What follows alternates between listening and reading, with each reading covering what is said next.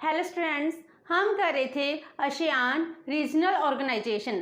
Last session में हमने इसकी ऑर्गेनाइजेशनल स्ट्रक्चर किया एंड इसकी समिट्स की एंड आज हम इस सेशन में करेंगे जो आसियान रीजनल ऑर्गेनाइजेशन है, जो 10 कंट्रीज हैं साउथ ईस्ट एशिया की, वो आपस में मिलकर इकोनॉमिक, पॉलिटिकल, सिक्योरिटी लेवल पर इतना कोऑपरेशन कर रही हैं कि यूरोपियन यूनियन के बाद उनका नंबर ही आता है। तो आसियान यूरोपियन यूनियन के बाद सबसे इम्पोर्टेंट रीजनल ऑर्गेनाइजेशन बन जाती है। तो आज हम इस सेशन में करेंगे इसकी कम्युनिटीज़ क्या हैं एंड इंडिया एंड आसियान के कौन से रिलेशंस हैं। After that significance of ASEAN. तो सबसे पहले हम करते हैं आसियान कम्युनिटीज़। जैसे यूरोपियन यूनियन की अपनी कम्युनिटीज़ हैं, लाइक दिस आसियान की भी अपनी कम्युनिटीज़ हैं जी। ऑल्दो 1967 में एग्जिस्टेंस में आता है, लेकिन इसकी जो कम्युनिटीज़ हैं वो कम्युनिटीज़ 21st सेंचुरी में मीन्स 2000 के बाद बननी स्टार्ट होती हैं जी। पहले इनफॉर्मल कोऑपरेशन कर रहे थे और उसके बाद जे फॉर्मलाइज करते हैं, जिसमें जे कम्युनिटीज़ को भी इस्टेब्लिश करते हैं। तो जो आसियान की कम्युनिटीज़ हैं वो कम्युनिटीज़ कब डिक्लेयर की जाती हैं? In the 9th summit. जे डिसाइड करते हैं to establish the ASEAN communities with 3 pillars. Means जी 3 पिलर्स की बात कर रहे हैं। 3 पिलर का मीन क्या है कि जे अपनी आसियान कंट्रीज आपस में मिलकर इतना कोऑपरेशन करेंगी कि हर एक लेवल पर, इकोनॉमिक, मिलिट्री, पॉलिटिकल लेवल पर जे सबसे मजबूत पिलर की तरह सबके सामने आएंगी। तो जो जे 3 पिलर्स है, ASEAN political security community, then ASEAN economic community, ASEAN socio cultural community, इस तरह जो 3 कम्युनिटीज़ हैं वो बनाई जाती हैं। तो स्टार्टिंग में जो आसियान कम्युनिटीज़ हैं उसके लिए road map for an ASEAN community 2009 to 15, क्योंकि पहले क्या था, पहले कम्युनिटी नहीं थी और उसके बाद जब इस समिट में जो डिसाइड किया जाता है कि कम्युनिटीज़ बनेंगी, तो इसके लिए जो ब्लूप्रिंट है, उसका रोड मैप है, इस डॉक्यूमेंट के थ्रू रिलीज किया जाता है। एंड आफ्टर 2015 जे क्या करते हैं, अपना नया विज़न है वो बताते हैं, जिसमें कहते हैं आसियान 2025 मीन्स 25 तक जे कैसा होगा, जिसका नाम देते हैं फॉर्जिंग अहेड टुगेदर। हम सब 10 कंट्रीज हैं आपस में मिलकर कैसे डेवलपमेंट करेंगी, अपनी इकोनॉमीज को बिल्डअप करेंगी। ये भी हमारी तरह कुछ अंडर डेवलप्ड कॉलोनियल कंट्री से जिन्होंने मिलकर अपनी इकोनॉमी की पोजीशन है उसको अपग्रेड किया है, इसीलिए ये क्या करती हैं, अपनी इकोनॉमीज को शेप दे रही हैं। तो जो आसियान 2025 का विजन है उसमें क्या है, जो जे 3 कम्युनिटीज़ हैं, इस कम्युनिटीज़ के थ्रू जे कैसे डेवलप करेंगी, कैसे अचीव करेंगी, उसके रिगार्डिंग बताया है।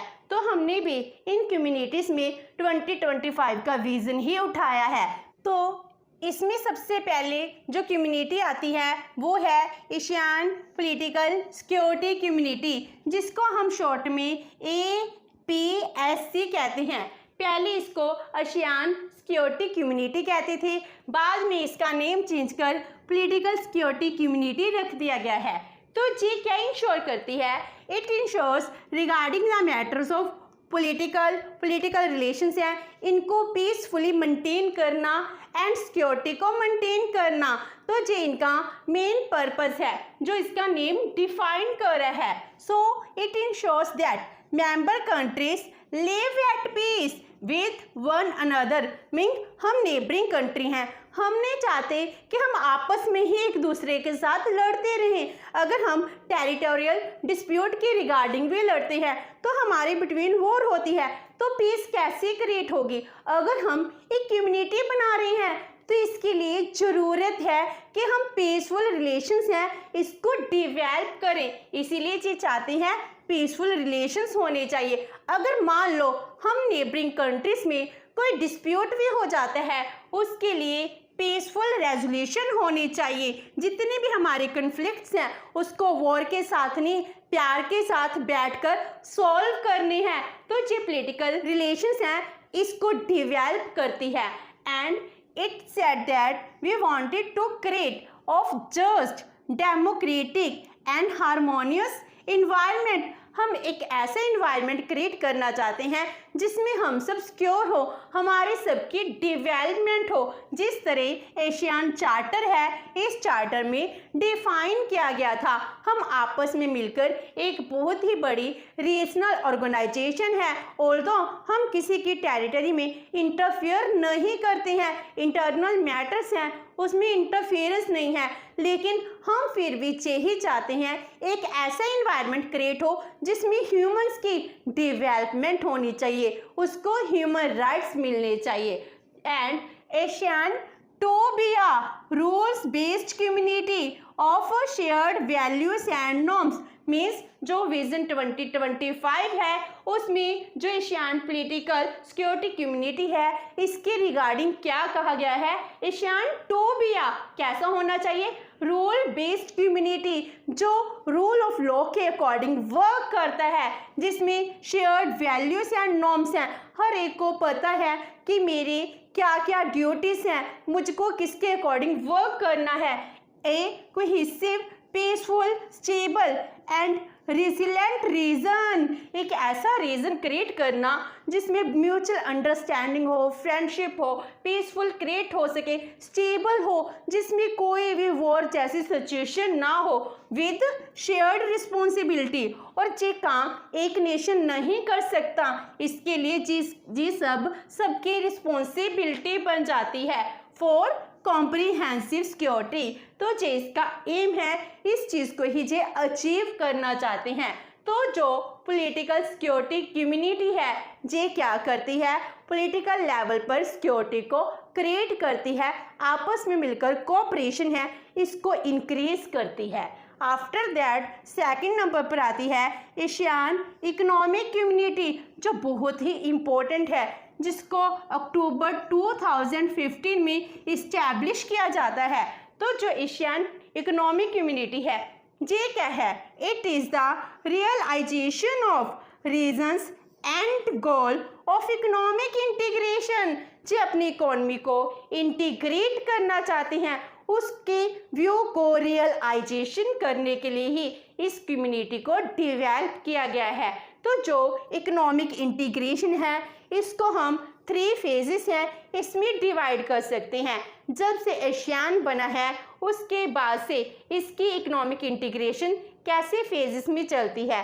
तो फर्स्ट फेज में आता है फॉर्मेशन ऑफ एफ्टा, मीनिंग जे क्या है, Asian free trade area from 1992 से लेकर टू 2002, मीनिंग इन्होंने 10 ईयर्स के लिए फ्री ट्रेड एरिया है वो डेवलप किया, जिसमें कस्टम ड्यूटी फ्री होगी।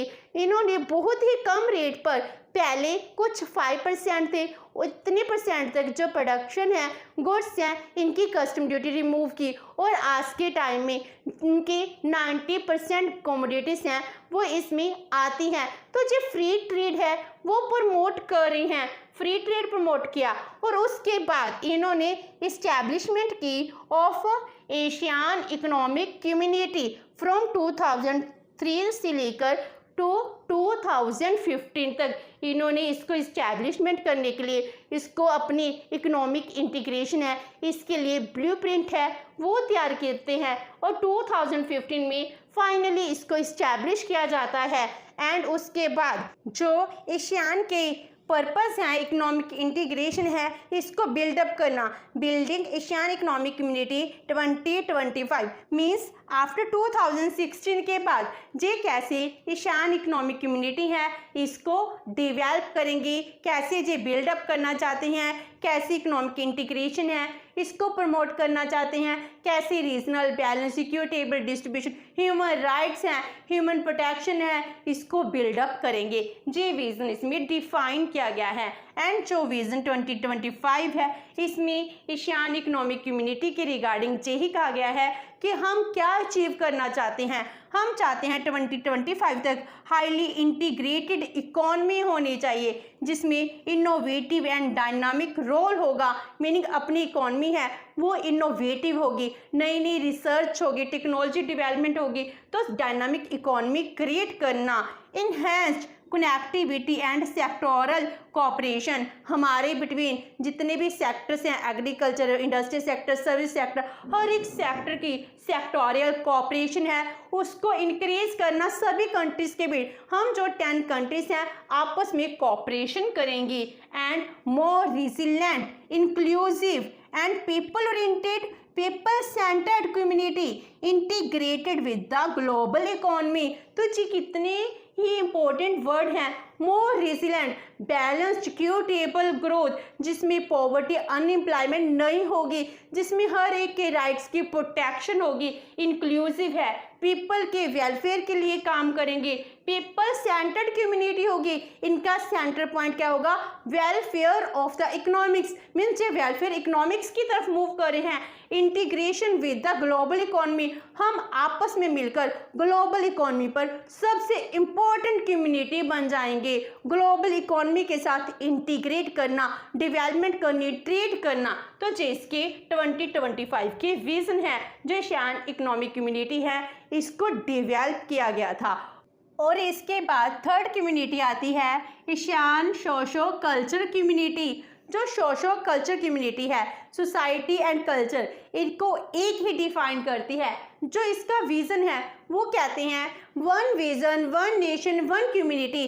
जो इनका मेन मोटो है उसके अकॉर्डिंग ही जो कल्चरल टाइज है इसको बाउंड अप भी करना चाहते हैं। तो ये कहते हैं a committed, participated and socially responsible community for the benefits of people, जो आपस में लड़ेगी नहीं, जो आपस में एक दूसरे के वेलफेयर के लिए काम करेगी, ऐसी कम्युनिटी को डेवलप करना चाहते हैं। जिसमें जे इंक्लूसिव, जिसमें इक्विटेबल डिस्ट्रीब्यूशन हो, ह्यूमन के वेलफेयर के लिए काम करे, सस्टेनेबल हो, resilient, dynamic and harmonious community development होनी चाहिए, जिसमें किसी भी रिगार्डिंग किसी के लिए कोई भी बेटर फीलिंग्स नहीं होनी चाहिए, जिसमें हम आपस में मिलकर कोऑपरेशन करना चाहते हैं। और हमारा पर्पस क्या है, हर एक ह्यूमन का वेलफेयर करना। तो जो ये 3 कम्युनिटीज हैं, एशियन है, इसके ऑब्जेक्टिव्स को डिफाइन करती हैं, ये कैसे मिलकर आपस में काम करती हैं। तो ये हो गया एशियन कम्युनिटीज। आफ्टर दैट हम करते हैं इंडियाज रिलेशनशिप विद एशियन। जो एशियन कंट्रीज हैं हमारे इनके साथ कैसे रिलेशनशिप है, एंड इसके बाद कि एशियन कंट्रीज हैं इंडिया के लिए इम्पोर्टेंट हैं या नहीं है, क्या हम एशियन कंट्री के साथ ट्रेड करना प्रेफर कर रहे हैं या नहीं कर रहे। जब से हम इंडिपेंडेंट हुए हैं तब से लेकर हमने 90s तक, जब तक अपनी इकॉनमी को लिबरलाइज नहीं किया था, हम ईस्ट कंट्रीज हैं इनकी तरफ नहीं मूव कर रहे थे। हम ईस्ट कंट्रीज क्यों कहते हैं, क्योंकि जब इंडिया का आप मैप देखते हो, इंडिया के ईस्ट में ही तो क्या है, एशियन कंट्रीज हैं। तो इस तरह जब 1991 में हमने अपनी इकॉनमी को लिबरलाइज किया, ग्लोबलाइज किया, प्राइवेटाइज किया, उसके बाद हमने क्या किया, लुक ईस्ट पॉलिसी है इसको लॉन्च कर दिया। इसका मीनिंग क्या हो गया, जो हमारी नेबरिंग कंट्रीज हैं हम इनके साथ ट्रेड करना चाहते हैं, हमने इनके साथ बहुत ही ज़्यादा इकोनॉमिक पार्टनरशिप है उसको इंक्रीज किया है। लेकिन 91 की कंडीशन, इस कंडीशन में क्या थे, हम तो खुद ही अपनी बहुत ही वर्स्ट कंडीशन में थे।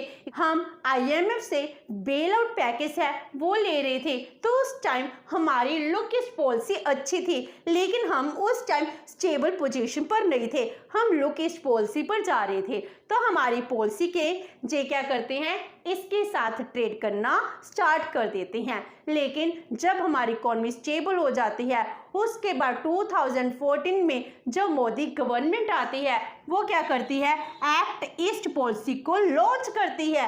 एक्ट ईस्ट पॉलिसी के थ्रू हमारा ट्रेड बहुत ज़्यादा इंक्रीज हो जाता है। हमने इनके साथ मल्टीलेटरल ट्रेड एग्रीमेंट्स हैं वो साइन किए हैं, जिसमें फ्री ट्रेड है, हमने वो भी लॉन्च कर दिया। एंड इंडिया ने इससे पहले ही 14 से पहले ही Indian ASEAN free trade area है 2010 1 जन 2010 से जे इफेक्टिव में आता है, जे लॉन्च किया है। तो इसका मीनिंग हम भी इसके डायलॉग पार्टनर बन रहे हैं और इसके जो कम्युनिटीज़ हैं, इसकी डेवलपमेंट है, हम भी इसके साथ कॉम्प्रिहेंसिव ट्रेड को इंक्रीज कर रहे हैं। तो ये हमारा बहुत ही इम्पोर्टेंट फॉरेन रिलेशन में, इकोनॉमिक मैटर्स में बहुत ही इम्पोर्टेंट पार्टनर बन जाता है। तो ये हमारा इम्पोर्टेंट पार्टनर है और हम यही चाहते हैं कि इनके साथ जो हमारे इकोनॉमिक सिक्योरिटी रिलेशंस हैं वो डेवलप हो और इसके बाद हम अपनी जो intensify economic security and Jio strategic significance है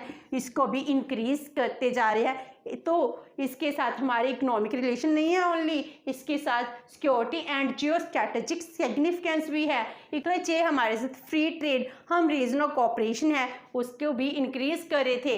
देन सिक्योरिटी आर्किटेक्चर में भी जो सबसे इम्पोर्टेंट है, इंडो पैसिफिक रीजन हमारे ईस्ट में इंडियन ओशन है, तो इंडो पैसिफिक रीजन में जे बहुत ही इम्पोर्टेंट रोल प्ले करते हैं। तो हम ये कहते हैं जो हमारी एनिमी कंट्रीज हैं, मीन जो ऐसे चाइना है, चाइना से जो भी हमको पोटेंशियल आने वाले टाइम में डेंजर है तो उसको ख़त्म करने के लिए हमको एशियन कंट्रीज हैं इनके साथ स्ट्रैटेजिक पार्टनरशिप है तो वो भी इंक्रीज करनी पड़ेगी। तो ये हमारे लिए बहुत ही इम्पोर्टेंट नेशन बन जाता है जिसके साथ हम अपनी पार्टनरशिप है वो इंक्रीज करते जा रहे हैं।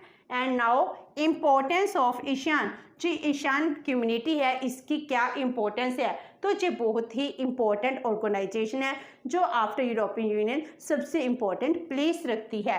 तो it promoting unity among the south east regions and act as a potential stabiliser in south east and east Asia. Meaning जे क्या है, जो भी पोटेंशियल स्टेबलाइजर है पीस को क्रिएट करने के लिए ये सबसे इम्पोर्टेंट ऑर्गेनाइजेशन बन जाती है। तो इसकी सबसे इम्पोर्टेंट क्या बन गई, इसकी इम्पोर्टेंस ही ये है जे वॉर को अवॉइड कर पीस को क्रिएट कर इकोनॉमी को डिवेल्प कर रही है। इसीलिए तो इनका HDI रैंक है बहुत ज़्यादा हाई पहुंच चुका है। तो ये क्रिटिकल जियोग्राफिकल पोजीशन में भी है जिसमें इसके वेस्ट में इंडियन ओशन है और इसके ईस्ट में पैसिफिक ओशन है। तो इसके बिटवीन में जे क्या है बहुत ही इम्पोर्टेंट रोल प्ले कर रही है। तो हम जो कहते हैं इंडो पैसिफिक रीजन, वैसे ही इसके इंडियन एंड पैसिफिक ओशन के बिटवीन जो कंट्रीज हैं जिसके हमको भी इम्पोर्टेंस है और वर्ल्ड लेवल पर भी जिस स्ट्रैटेजिक रोल प्ले कर रही हैं। तो ये आपस में जो भी कम्युनिटीज़ हैं आपस में मिलकर पीस को क्रिएट कर रही हैं। एंड जो इसकी इकोनॉमिक कम्युनिटी है जो 2015 में इस्टेब्लिश की गई थी, which is also working towards free movements of goods services capital investment and labour. जैसे यूरोपियन यूनियन की इकोनॉमिक कम्युनिटीज़ हैं वहाँ पर भी फ्री गुड्स सर्विसेज है इसका मूवमेंट होता है, वैसे ही चे मूव करने लगी हैं इनका। लेकिन अभी तक इतनी ज़्यादा मूवमेंट फ्री नहीं है जितनी यूरोपियन यूनियन की है। उनमें तो सिंगल पासपोर्ट है जो 27 कंट्रीज़ के लिए एक ही पासपोर्ट चलता है, लेकिन इनमें अभी ऐसी मूवमेंट नहीं है। लेकिन फिर भी ये बहुत ज़्यादा free flow of goods services है इसकी तरफ मूव कर रहे हैं। एंड उसके बाद आता है common standards for agriculture and financial services, जिसके थ्रू ये अपनी इकोनॉमी को, फाइनेंशियल सर्विसेज को इंक्रीज करती हैं। तो इसके साथ ही हमारा जो एशियन का टॉपिक्स है वो कंप्लीट होता है जिसमें हमने इसकी कम्युनिटीज़ हैं, सिग्निफिकेंस एंड इम्पोर्टेंस है इसको कंप्लीट किया। एंड नेक्स्ट सेशन में हम करेंगे Asian regional forum. Hope so कि आपको ये सेशन अच्छा लगा होगा। अगर आपकी कोई क्वेरी है तो post it in the comment box and video अच्छी लगी तो please like and share with your friends. Thank you so much and have a nice day.